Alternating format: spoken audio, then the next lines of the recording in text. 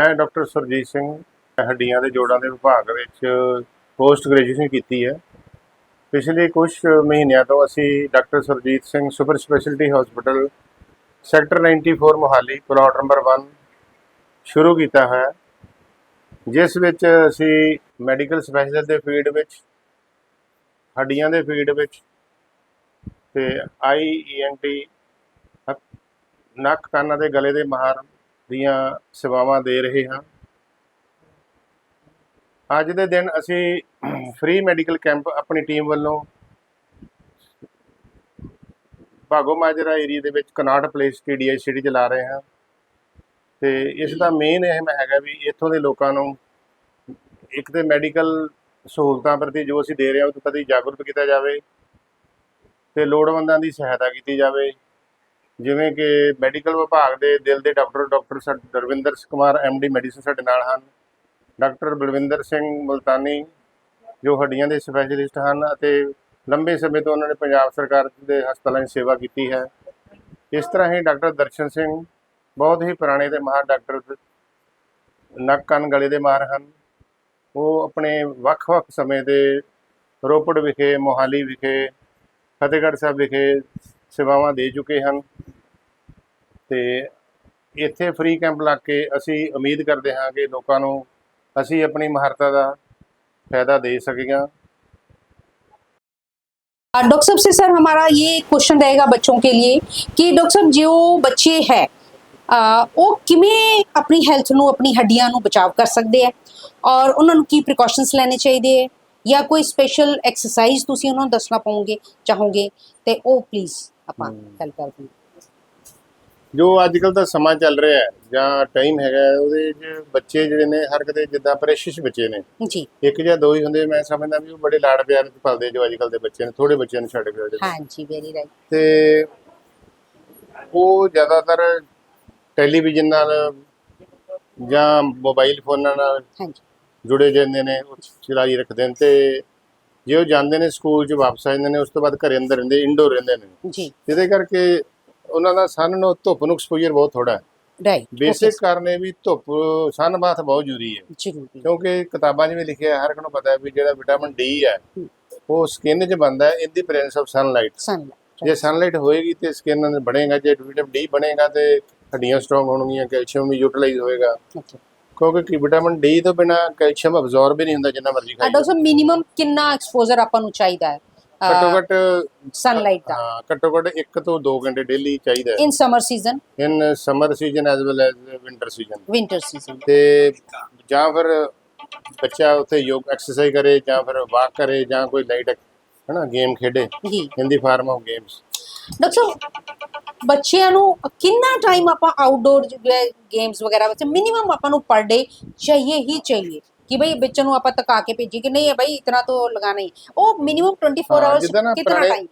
ਜਿੱਦਾਂ ਅੱਜ ਤੋਂ ਪੁਰਾਣੇ ਸਕੂਲ ਟਾਈਮ ਸੀ 30-40 ਸਾਲ ਪਹਿਲਾਂ, ਉੱਥੇ ਇੱਕ ਗੇਮਸ ਡੇ ਮਤਲਬ ਆਵਰ ਹੁੰਦਾ ਸੀ, ਇੱਕ ਗੇਮ ਦਾ ਪੀਰੀਅਡ ਹੁੰਦਾ ਸੀ। ਉਹ ਪੀਰੀਅਡ ਇਸੇ ਕਰਕੇ ਰੱਖਿਆ ਜਾਂਦਾ ਸੀ ਵੀ ਘੱਟੋ ਘੱਟ 40 ਮਿੰਟ 50 ਮਿੰਟ ਬੱਚੇ ਮੈਂਟਲੀ ਫ੍ਰੀ ਹੋ ਕੇ ਖੇਡਣ, ਐਕਸਪੋਜ਼ਰ ਹੋਵੇ, ਨੱਚਣ ਟੱਪਣ ਕੁੱਦਣ, ਉਹਦੇ ਵਿੱਚ ਐਕਸਰਸਾਈਜ਼ ਵੀ ਹੋ ਜਾਂਦੀ ਸੀ, ਸਨ ਐਕਸਪੋਜ਼ਰ ਵੀ ਹੋ ਜਾਂਦਾ ਸੀ।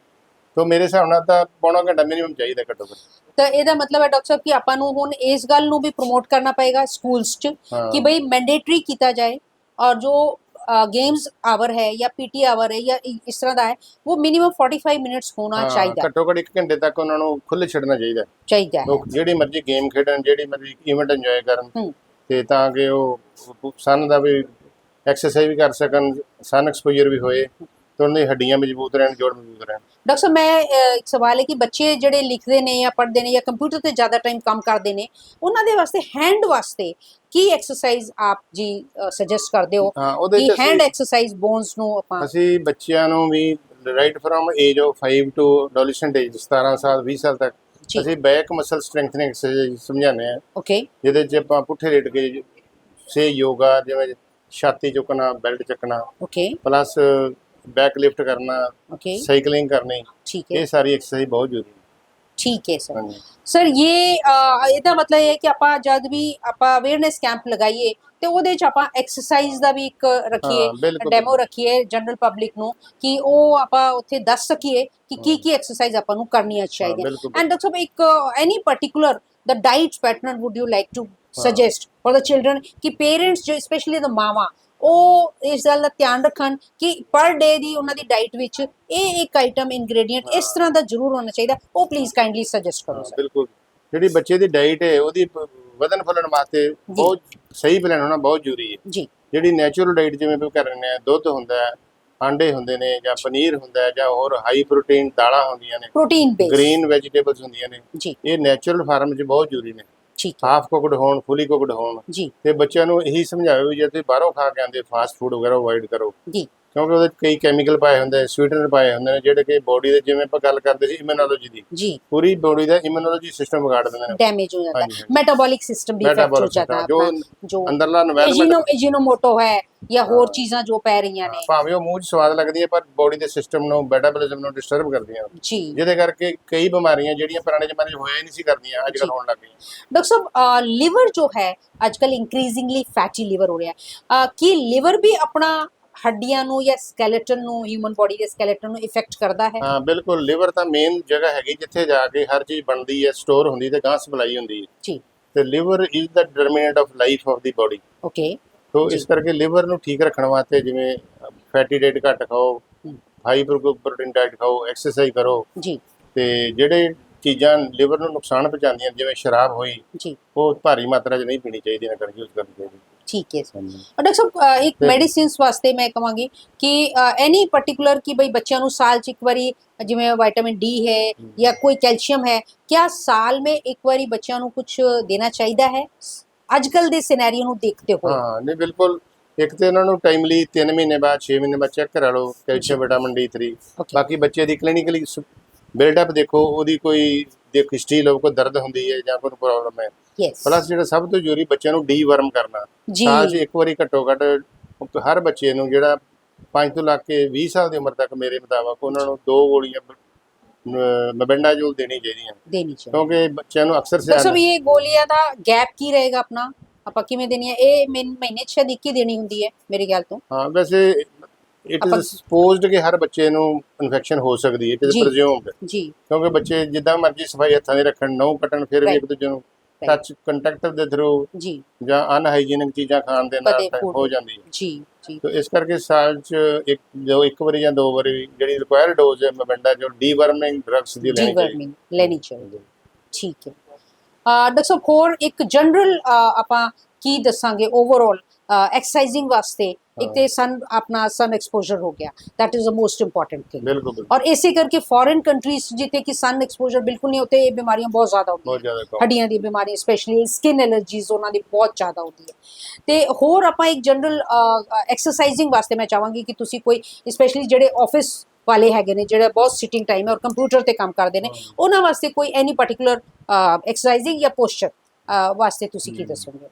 ਹਾਂ ਜਿੱਦਾਂ ਜਿਹੜੇ ਲੋਕ ਸਵੇਰ ਤੋਂ ਸ਼ਾਮ ਤੱਕ ਦਫ਼ਤਰਾਂ 'ਚ ਕੰਮ ਕਰਦੇ ਨੇ ਜਾਂ ਆਫਿਸ ਵਰਕ ਕਰਦੇ ਨੇ, ਹਾਂਜੀ, ਉਹਨਾਂ ਨੂੰ ਤਾਂ ਇੱਕ ਤਾਂ ਉਹਨਾਂ ਦੀ ਜਿਹੜੀ ਜਿੱਥੇ ਬੈਠਦੇ ਨੇ ਕੁਰਸੀ ਤੇ ਉਹਦੀ ਸੀਟ ਵਧੀਆ ਹੋਣੀ ਚਾਹੀਦੀ, ਪੋਲੀ ਹੋਣੀ ਚਾਹੀਦੀ, ਤਾਂ ਕਿ ਉਹਨਾਂ ਨੂੰ ਲੋ ਬੈਕ ਇੱਕ ਪਿੱਛੋਂ ਸਪੋਰਟਿੰਗ ਹੋਣੀ ਚਾਹੀਦੀ ਬੈਕ ਦੀ, ਤਾਂ ਕਿ ਬੈਕ ਨਾ ਹੋਵੇ। ਜੀ। ਤੇ to avoid neck pain they should use a slanting table wait doing ਚਲੋ any type of written work ਜਾਂ ਸੀਇੰਗ ਮੰਨ ਲਓ ਸੇ they are seeing sum screen, ਹਾਂਜੀ, they should use a slanting table.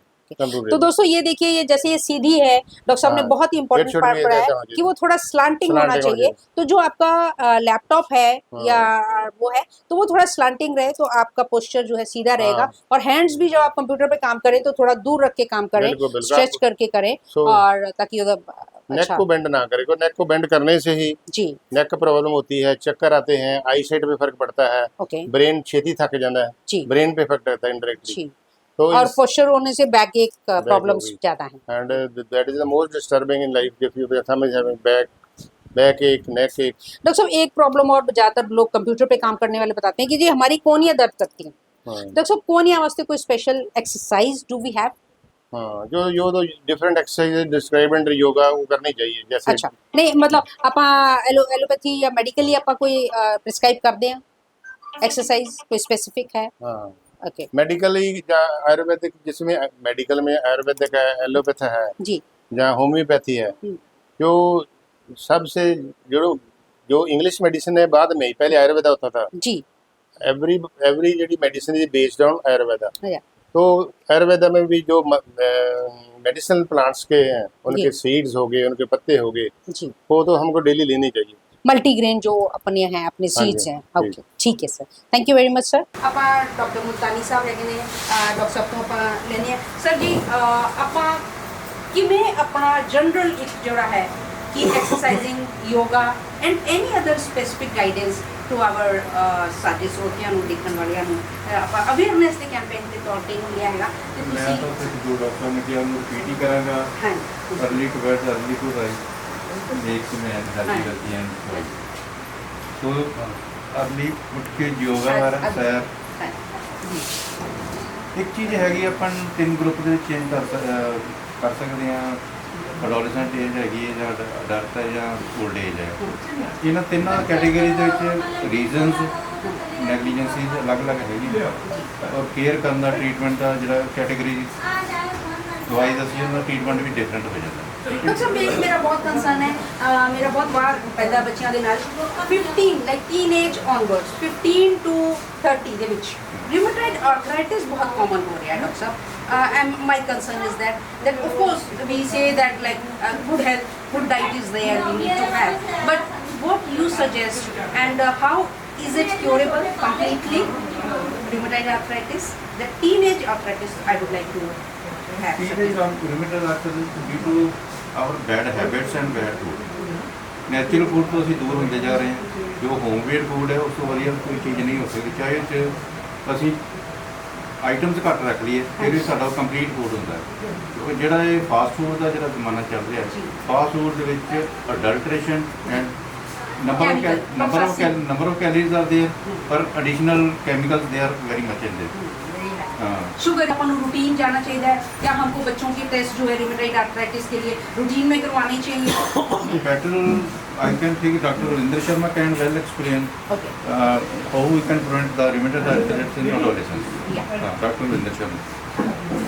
दोस्तों डॉक्टर साहब हैं डॉक्टर ऑफ मेडिसिन एमडी हैं doctor साहब तो दोस्तों कहते हैं कि बिना दुआ और दवा के जो है पेशेंट ठीक नहीं होता तो ये हमारे डॉक्टर साहब हैं तो इनसे बात करते हैं जो मैंने अभी सवाल डाला कि रूमेटॉइड आर्थराइटिस छोटे बच्चों में बहुत आ रहा है तो डॉक्टर साहब हमारा ये रहेगा कि मेडिसिन बहुत इंपॉर्टेंट पार्ट ट्रीटमेंट का हिस्सा है जैसे कि सर्जरी एक अपने आप में है उसी तरह से मेडिसिन तो आप उसके लिए आते हैं तो आप प्लीज़ बताएं कि कैसे बच्चों में जो प्रॉब्लम्स आ रही हैं ओवरऑल हार्मोनल इम्बैलेंस है रूमेटॉइड आर्थराइटिस है that is very I have seen kids suffering very badly और बहुत मुझे अफसोस होता है कि 15, 20, 25 साल के बच्चे हैं और उनको वो इंजेक्शंस लगवाने पड़ रहे हैं तो सर्टेन टाइम भी में से कि जेनेटिकली भी हो सकता है बट इतना ज़्यादा सर जेनेटिकली हमारे जब अब तक नहीं था जो हम अपनी जनरेशन में देख रहे हैं पिछले 50 सालों से तो अभी ऐसा एकदम क्या हो गया कि इतनी जेनेटिकली एबिरेशन सर एकदम तो नहीं हो सकती ऐसे टेक्नोलॉजिस्ट एनवायरमेंटलिस्ट में कहते हैं Actually, rheumatoid arthritis usually presents with the multiple joint pains, and it has a bimodal presentation. One age is adolescent to adult age, and then the old age. First age of presentation is 25 to 30, and second is 50 to 60. Rheumatoid arthritis is always a genetically predisposed disease. Because many other diseases are similar to the rheumatoid arthritis like gouty arthritis, so we consider as a whole is a rheumatoid arthritis or we say gaठिया. But it is a part of doctor who can diagnose whether it is rheumatoid arthritis or it is gouty arthritis. And so many other crystallopathies are also similar to the rheumatoid arthritis. It is duty of a doctor and as a patient it is duty of a patient to go to a better Specialized clinician and get his problem resolved. तो देखिए doctor साहब कैसे दोस्तों बताया doctor साहब ने clearly कि दिक्कत ये है कि हमारी अवेयरनेस में कमी है जानकारी में कमी है हम लोग हर एक बीमारी को घुटनों में दर्द है गले में है शियाटिका है या बैकएक है तो हम हर चीज़ को जो है जोड़ दे रहे हैं कि हड्डियों का दर्द हो रहा है तो it is not like that doctor साहब का कहना है कि रेगुलर जैसे ही थोड़ी सी कोई प्रॉब्लम आती है तो हमें स्पेशलिस्ट के पास जाना चाहिए, सो दैट ट्रीटमेंट हो सके, आरए फैक्टर दिया जाए। डॉक्टर साहब इसमें टेस्ट क्या क्या अवेलेबल रहते हैं जो एक जनरल अवेयरनेस के लिए हम कहें तो? अगर घुटनों की या कोई भी जोड़ों की बीमारी है जी। तो हमें देखना है कि कोई क्रिस्टलोपैथी तो नहीं है, ओके, गाउट तो नहीं है, रुमटॉयड तो नहीं है। तो इनके जो भी कंसर्निंग टेस्ट हैं, चाहे आरए फैक्टर हो, अगर अपन रिमोट एरिया में रह रहे हैं तो वहाँ क्वालिटेटिव टेस्ट नहीं होता है, तो स्क्रीनिंग टेस्ट होता है, वो करवा सकते हैं। अगर वो पॉजिटिव आता है तो हमें क्वांटिटेटिव आरए कराना है। उसके बाद और बहुत सारे टेस्ट हैं, वो स्टेज बाय स्टेज हम करवाते हैं कि हाँ उसको करने के लिए। बाकी डिफरेंशियल डायग्नोसिस के लिए और बहुत सारे जो हम सोचेंगे, अगर गाउट को करेंगे यूरिक एसिड टेस्ट करवाएंगे, ठीक है, फिर कोई एंटीबॉडी एंटीजन टेस्ट करवाते हैं, तो उससे पता लगता है कि भी हाँ कौन सी चीज़ हो सकती है। तो डॉक्टर साहब इसमें मैं चाहूँगी कि आप हमें बाद में थोड़ा सा राइटअप दे देंगे कि कौन कौन से टेस्ट होते हैं, तो हम वीडियो में डाल सकेंगे ताकि एक जनरल अवेयरनेस के लिए लोगों को पता चल सके कि ये भी टेस्ट है। जी, thank you very much sir. हम आ जाने हैं दोस्तों, हम लोग आते हैं हमारे, जैसे कि सभी जानते हैं कि 3 sensory organs, ear, nose and throat. Ear for listening, nose for the smelling, basic concern जो हम मानते हैं, and throat for the eating और टॉकिंग। सो हियर डॉक्टर साहब, डॉक्टर जसवंत सिंह जी एक्सपर्ट हैं, ENT स्पेशलिस्ट हैं, और मैं सोचती हूँ कि इनकी जिम्मेदारी सबसे ज़्यादा है कि इनके पास 3 ऑर्गन्स हैं कंट्रोल करने के लिए।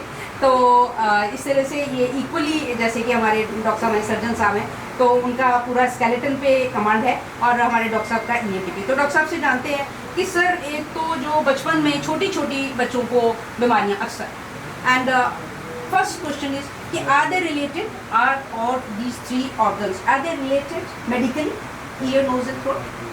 Yes, डॉक्टर साहब देखिए, उन्होंने बोला कि ये तीनों रिलेटेड हैं, ईयर, नोज और थ्रोट। डॉक्टर साहब किस तरह एक दूसरे को अफेक्ट कर लेंगे? they are interconnected या with each other. Ear connected with throat through the eustachian tube, the auditory tube which aerates the middle ear, and also it opens in the throat. And nose, nasopharynx, again connected with the throat as well as to the ear. Okay, So altogether they are interconnected. Doctor So साहब then whenever any disease in the throat, that will affect nose ear as also, well, ear nose also. also. Okay, okay. तो दोस्तों ये हमें जानना बहुत ज़रूरी है। हम लोग बहुत लाइटली लेते हैं, थोड़ी बहुत खांसी हुई या टॉन्सिलाइटिस हुआ या कुछ हुआ तो खाली हम थ्रोट का हमने कुछ मेडिसिन लिया किसी केमिस्ट के यहाँ से और खा लिया, या कोई लोकल डॉक्टर से लिया। तो आप देख रहे हैं हमारे एक्सपर्ट यहाँ पर हैं कि आज हो सकता है आपको थोड़ी सी गले की प्रॉब्लम हो, लेकिन ये आपके ईयर को भी इफेक्ट कर सकती है। लॉन्ग रन में आपका अगर कोई इन्फेक्शन हो गया तो आपकी ये हियरिंग को भी इफेक्ट कर सकती है। तो डॉक्टर साहब फिर ये वास्ते अपन रूटीन चेकअप आप क्या प्रिस्क्राइब करेंगे कि पेरेंट्स को बच्चों के लिए बचपन से करने चाहिए, कब कब करने चाहिए? बिल्कुल करना चाहिए। देखो, जी, पहले देखना है जब बच्चा होता है तो चाइल्डहुड से ही वो माउथ ब्रीदर होगा. Neonatal. Yeah. You mean to say? So neonatal to up to 1 year. Na? 1 year, right. Beyond that, 1 to 5. Okay. If a child is mouth breather, Okay. so must look for that. It could be due to adenoiditis. Adenoid is present in the nasopharyngeal area. Along with adenoids, then recurrent attack of sore throat, along with hypertrophy of the tonsils. Okay. So must look for that. Okay. If one is having 2 to 3 attacks in a year, along with tonsillitis or tonsil enlargement, Right. and he or she is also mouth breather, then we must go for few tests like X-ray of the nasopharynx to see the size of the adenoids, and examine oropharynx. ENT specialist can better tell rather than any pediatrician. Pediatrician also or dental surgeon also refer these cases to us. Okay. Prior to go for any treatment for dental Right. thing, na? हाँ. So he consult us. Okay. So then we investigate and find out if there is adenoids. Then after up to 5 years we can wait. We And don't also do how- anything. हाँ, हाँ. Beyond 5 years, if he or she is having mouth breathing and recurrent attack of tonsillitis, ji. then we go for Okay. operation. And that's how to check neonatal to teenage तक out over the hearing. Neonatal 1 year तक how we can check कि ये बच्चे ठीक से सुन पा रहा है या नहीं सुन पा रहा है, क्योंकि वो हम कोरिलेट नहीं कर सकते कि वो बच्चा तो how to which is there any particular test? Simply layman can do. He will do like this. Like this we Right. right. Just कि rubbing respond बच्चा कर रहा है कि fingers, नहीं कर रहा है जी. or otherwise impedance audiometry, Barra test, these are for to know the how much is the hearing loss.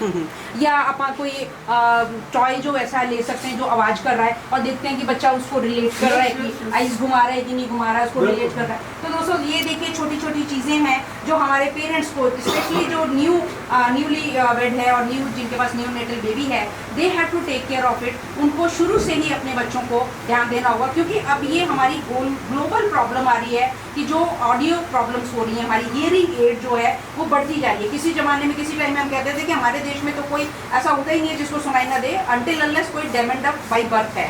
लेकिन अब हमारे देश में दोस्तों ये बहुत बढ़ता जा रहा है कि हमें हियरिंग एड्स बहुत लगानी पड़ेंगी. ऑफकोर्स उसका सबसे बड़ा जो रीज़न है, जो हमारे बच्चे जो यंग हैं, जो कान में जो हमारा मोबाइल का वो हमेशा लगा के रखते हैं, ब्लूटूथ लगा के रखते हैं, that is one thing is there.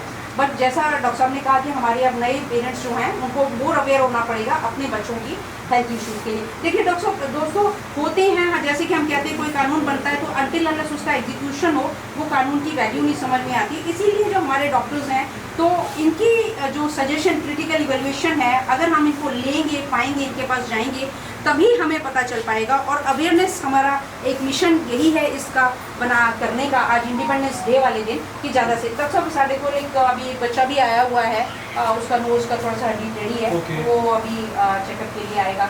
और डॉक्टर साहब उसको स्किन प्रॉब्लम्स भी हैं, तो वो आप भी उसको देख लेंगे थोड़ा सा.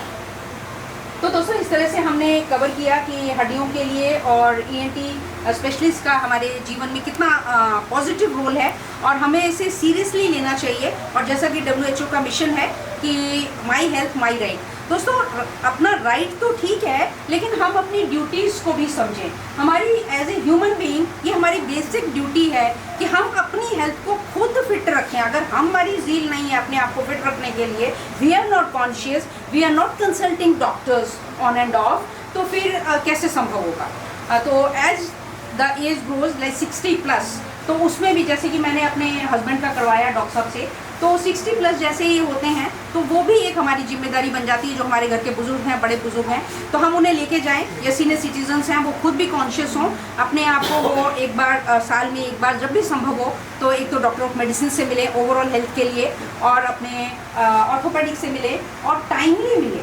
और doctor one more problem is most of the people have toe में जो इन्फेक्शंस हो जाते हैं. सर ये is this related to bones, और डॉक्टर साहब it is a medicine problem. ये बहुत फंगल इन्फेक्शन है, या बार बार उनके जो नाखून है वो घुस जाते हैं, मोटे अंदर घुस जाते हैं. This is a medical problem, medicine से रिलेटेड है या अपना स्केलेटन से रिलेटेड रहेगा? मेडिसिन से, totally absolutely. Skin and medicine. Then what to do for that, मतलब क्या है उसका, क्योंकि कई बार लोगों को सर्जरी में भी जाना पड़ता है. हाँ, तो वो अगर अब एक्चुअल में क्या है कि पेडिक्योर एंड मैनिक्योर जो है that is most important in old age. Patient have to look his fit and hand, because diabetic patient has always neuropathy, they lost their sensations, तो उन्हें पता ही नहीं लगता कि पेन हो रहा है कि नहीं. तो ये चीज़ें डेवलप होती चली जाती हैं और उसमें से इन्फेक्शन डेवलप होना शुरू हो जाता है. क्योंकि पेन फील नहीं हो रहा तो कई बार हील क्रैक्स होते हैं, उनमें भी इन्फेक्शन हो जाता है, उनको पता नहीं लगता. तो वो डायबिटिक फुट हो जाता है, डायबिटिक अल्सर बन जाते हैं. तो अपने जो तो ये है यस, तो इसके लिए क्या ग्लासेस भी आजकल बाजार में मिलते हैं, मिरर बनते हैं कि वो आप अपने फुट को देख सकते हो कि भी नीचे से सही है या नहीं है, हील ठीक है या नहीं है. तो बहुत बार अपने हाथों में भी देखना है सेंसेशन लॉस हो रही है कि नहीं हो रही है. अगर हमें नंबरेस लग रही है, न्यूरोपैथी भी दो तरह की होती है कि पॉजिटिव सिम्टम होते हैं, नेगेटिव सिम्टम होते हैं. पॉजिटिव सिम्टम में है कि कुछ अपने को महसूस हो रहा है, ये सारे पॉजिटिव है. टिंगलिंग सेंसेशन है या चींटियाँ दौड़ रही हैं, ये सारे पॉजिटिव सेंसेशन. नेगेटिव सेंसेशन है हमें पता नहीं लग रहा, हमें टच का पता नहीं लग रहा, हमें पेन का पता नहीं लग रहा. तो ये सारे नेगेटिव सेंसेशन. डॉक्टर साहब इसमें अपनी डाइट कितना पार्ट प्ले करती है? अभी अब अगर ये कहें कि आप डाइट भी सजेस्ट करते हैं? Now this era is a disease of lifestyle disease. Lifestyle. सकती है। डायबिटीज़ इन 2000 तो पहले तो ये कह रहे थे 25 तक की India will be A capital of diabetes, yes और ये धीरे धीरे इतनी बढ़ती जा रही है कि अब हम देख रहे हैं कि 7, 8, 10 साल के बच्चे भी टाइप 1 डायबिटीज से 3 डिजीजेस सर रिमार्केबली चेंज हुई। एक तो स्किन प्रॉब्लम्स और एक अपनी डायबिटिक हाइपरटेंशन और डायबिटीज, क्योंकि ये दोनों एक तरह से मैं हमेशा ये कहता हूँ ये दोनों बहन भाई हैं, जी और ये अगर हैं तो इसमें किसी को लेके हो रहे हैं तो हार्ट अटैक उसके साथ आता साथ है कम्प्लीमेंट। ठीक दे है, आर ऑल रिलेटेड, अब वो एक ही फैमिली के मेंबर्स हैं। एक ही फैमिली अब ये कौन किसको पहले अटैक आ कर गया वो फिर दूसरों को भी इन्वाइट करता है, आप भी आप भी। वेलकम करता है जी, very तो इसलिए अब लाइफस्टाइल को आपने मॉडिफाई करना है। लाइफस्टाइल में मॉडिफिकेशन में लोग जिससे बात करते हैं वो ये कहता है मेरे पास समय नहीं है। अगर आपके पास अपनी सेहत के लिए समय नहीं है तो किसके लिए समय है? अब सोचना सिर्फ इतना है, अपनी सोच को यहाँ बदलो। डॉक्टर साहब जी मैं डॉक्टर साहब ने बताया मेडिसिन का अपन शुगर को सर हड्डियों का बैड इफेक्ट होता है, हड्डियों पे कोई बैड इफेक्ट है शुगर का? अगर किसी को शुगर है तो उसको कितना कॉन्शियस होना चाहिए अपनी हड्डियों को, अपने स्केलेटन को लेकर? बिल्कुल कॉन्शियस होना चाहिए। They are more prone to the infection. जैसे डॉक्टर साहब ने बताया कि जो गैस 2 से स्टार्ट होती है जी और नौबत यहाँ तक पहुँच जाती है कि उसको एम्पुटेट भी करना पड़ता है। जी तो उनको तो अवेयर रहना चाहिए कि इन्फेक्शन से बचें। और उनमें जो कैल्शियम जो हड्डियों में कैल्शियम होता है उसकी जो रेरिफेक्शन हो जाती है, जो कैल्शियम लॉस हो जाता है, हड्डियाँ कमज़ोर हो जाती हैं ड्यू टू डायबिटीज मेलाइटस। एक तो ये होता है। सबसे sir is this a side effect of any medicine, diabetic medicine, और it's a disease side effect? The disease itself as well as the medicines, they are both functional for the rarification, calcium depleting from the bone. Thank you sir. एक last question मेरा रहेगा कि आजकल बड़ा चलन है, ठीक है, हम तो प्रमोट ही कर रहे हैं कि प्रिवेंटिव हम टेस्ट के लिए जाएं, कंसल्ट करें कंसल्टेंट्स को, एक्सपर्ट्स को कंसल्ट करें, लेकिन प्रिवेंटिव मेडिसिन के लिए आपका क्या रहेगा कि जब जैसे नॉर्मली लोग जो है कुछ भी खा लेते हैं कि चलो आज तो बहुत थक जाएंगे, काम है, तो पहले से कुछ खा लेते हैं, तो या वैसे कोई डिजीज अगर ये वो वाली बात होगी मैडम कि हमने क्रिकेट खेलने जाना है, बॉल लगेगी जी। तो आयोडेक्स मसल के जाएंगे पहले तो बंद हो मसल। जाएगा, ऐसा नहीं है। एब्सोल्युटली, जैसे खाने में कहीं जाना है, हैवी का खाना खाना हाँ, है, तो पहले शादी ब्याह में, ओमेप्राजोल खा लो। तो पहले नहीं। खा लो, तो ये प्रिवेंटिव नहीं, मेडिसिन नहीं, का आप थोड़ा सा रादर उसको मास्क कर देगी। हाँ। ठीक है ना, लेट इट बी फर्स्ट, मतलब उसको आना चाहिए, कोई प्रॉब्लम आए फिर ही कुछ लो। हाँ, तो एक्चुअल में इसके मैं आपसे कहना चाहूँगा जी। शरीर आपके शरीर में कहाँ भी कोई भी दिक्कत है जी, बॉडी सिग्नल देगी ब्रेन को, हाँ, ठीक है, उसको आप इग्नोर ना करें। तो डॉक्टर अब वो साहब जिस तरह का सिग्नल दे रही है उसको लेके डॉक्टर के पास जाएं, then it is duty of the doctor to recognise your problem. Very right sir. तो दोस्तों आपने अब आप देखा छाती में दर्द है, छाती का हार्ट अटैक है तो वो निमोनिया भी हो सकता है। जी, तो देखिए ये डॉक्टर साहब ने कहा बहुत ही क्रिटिकली, और ये वापस बात वहीं पर आ गई, हमारे सारे ही पैनलिस्ट एग्री करते हैं जो हमारे डॉक्टर साहब डॉक्टर सुजीत सिंह जी ने कहा था, early to rise and early to bed. तो अल्टीमेटली वही आई कि आपकी जो हेल्दी लाइफस्टाइल है और जो हमारे बुजुर्गों से हमने सीखा है जल्दी उठना और वैसे, तो उसी को रूटीन में लाएं। जब तक आप अपनी लाइफस्टाइल में चेंज नहीं करते हैं तो आप डिजीज से घिरते रहेंगे, लेकिन फिर भी डिजीज से अब हम गिरेंगे तो हमें टाइमली, कहते हैं स्टिच इन टाइम सेव्स 9, तो आप टाइमली हम अपने कंसल्टेंट्स को, डॉक्टर्स को एक्सपर्ट करें, विजिट करें। ये ना सोचें कि अरे नहीं वो तो पैसा खर्च हो जाएंगे, क्योंकि यही मनी आपकी जो है, ये हम कहते हैं कि पेनी वाइज पाउंडफुल ना बने हम, और टाइमली हम सजेशन लें। हाँ जी सर, कोई सवाल होगा सर? कोई सवाल होगा अपने पैनलिस्ट तो आप ले लेने लास्ट, फिर आप समअप कर दें वीडियो ਨੂੰ। हाँ जी, कोई एनी पर्टिकुलर क्वेश्चन सर? हाँ जी सर, कोई क्वेश्चन? ठीक है, ओके ओके, तो थैंक यू वेरी मच। हाँ जी sir, any? We are lucky enough with us Dr. Rinder Parker. जी, She is pathologist. हाँ You may ask any related question हाँ हाँ। to any disease. तो देखिए डॉक्टर साहब, ये हमारा दोस्तों, ये देखिए आप, हमारा पैनल पूरा होता है कि हमारे पैथोलॉजिस्ट भी यहाँ पर हैं, और एक बाहर बैठे हैं डॉक्टर साहब, वो मेडिसिन भी सारे लेकर के आए हुए हैं दोस्तों। तो हमारी कोशिश है कि ये जो हमारा है पूरी तरह से A to Z हमारा सक्सेसफुल हो, और इसमें हर कंपोनेंट है हमारे इस कैंप में। तो यहाँ डॉक्टर साहब हमारे बैठे हैं, पैथोलॉजिस्ट हैं, और बहुत ही हम्बल और बहुत ही प्यारी हैं, और बहुत हर चीज़ को जो है मेटिकुलसली और क्रिटिकली इवेलुएट करती हैं, और बहुत ही अपने पेशेंट्स का बहुत कंसर्न रखती हैं, और मैंने पर्सनली भी उनको काम करते हुए देखा है। कि हम्बली, तो क्योंकि अक्सर लोगों का होता है कि डॉक्टर्स बड़े श्रूड होते हैं या हार्श होते हैं, ऐसी भी कंप्लेंट्स आती हैं। So with this unit as my personal experiences की बहुत ही क्रिटिकली एवेलुएट करते हैं पेशेंट्स को, जो बहुत ही पेशेंस से सुनते हैं, पेशेंट को बहुत ही पेशेंस से सुनते हैं पूरी, और उसके बाद ही डायग्नोसिस होके और ट्रीटमेंट होता है। मैम जी कुछ तुसी वन सेंटेंस अपने जनरल श्रोता वास्ते कि जो पैथोलॉजिकली तुहानू लगदा होवे कि इंपॉर्टेंट है, तो दोस्तों जानते हैं डॉक्टर साहब से कि पैथोलॉजिकली जो हम लोग कराते हैं, टेस्ट करवाते हैं, तो इधर उधर कहीं भी टेस्ट करवा लेते हैं, कहीं चैरिटेबल लगाए, सस्ते में लगा तो वहाँ लगा लिया। तो वहाँ डॉक्टर साहब से हम जानते हैं कि हमें किस चीज़ का टेस्ट करवाते समय विशेष ध्यान किस चीज़ का रखना चाहिए। हाँ जी तो पहले तो आप लोगों का धन्यवाद, आपने ये कैंप लगाया और सारे स्पेशलिस्ट को, लोगों को आप इस वीडियो के जरिए इंट्रोड्यूस कर रहे हो, ताकि लोगों में ये अवेयरनेस जाए कि जाना है स्पेशलिस्ट के पास, टाइमली नहीं गए तो उसके आफ्टर इफेक्ट्स क्या हैं। तो सबसे पहले मैं ये कहूँगी कि लिसन टू योर बॉडी। हर कोई जब बॉडी सिग्नल देती है तो उसको तभी सुनो और डॉक्टर के पास जाओ। दूसरी बात, जो अगर मैं अपने सब्जेक्ट लैब मेडिसिन की बात करूं तो खुद टेस्ट नहीं करवानी, ओके, टेस्ट करवा के बीमारी नहीं ढूंढनी। आपका स्पेशलिस्ट टेस्ट करवाएगा जो वो सोच रहा है कि मैंने क्या देखना है, वो टेस्ट करवाए। उन्होंने कुछ डायग्नोस सोचा, डॉक्टर रविंद्र मेडिसिन के हैं, इन्होंने कुछ सोच रहे हैं, उसको रूल आउट करेंगे, वो पर्टिकुलर टेस्ट हाँ, के साथ जी, जो स्पेसिफिक हैं वो मांगेंगे जी, वो ही करवाने हैं। ओके, ठीक। सो ये पहली बात है कि listen to your body, listen to your expert. हाँ, जाते जाते रास्ते में टेस्ट करवा जाओ, फिर रिपोर्ट भी नहीं लेके आनी, क्योंकि ले भी आए तो उसका करना कुछ नहीं, दैट इज वन थिंग। दूसरी बात है कि मैं ज़्यादा स्पेसिफिक तो कुछ कहूँगी नहीं, आपको अगेन आई एम थैंकफुल कि ये इस दिन इंडिपेंडेंस डे वाले दिन लोगों को अवेयरनेस देनी, सभी स्पेशलिस्ट को इंट्रोड्यूस करना, ये आपकी रियल सेलिब्रेशन है इंडिपेंडेंस डे की। Thank you very. तो बहुत अच्छे स्पेशलिस्ट डॉक्टर्स हैं आपके पास, तो अचीव तो मैडम हम अचीव करते हैं कि माई हेल्थ माई राइट, तो हम कितने % नंबर पाते हैं इसमें? हमारा एक एफर्ट है, छोटा सा एफर्ट है।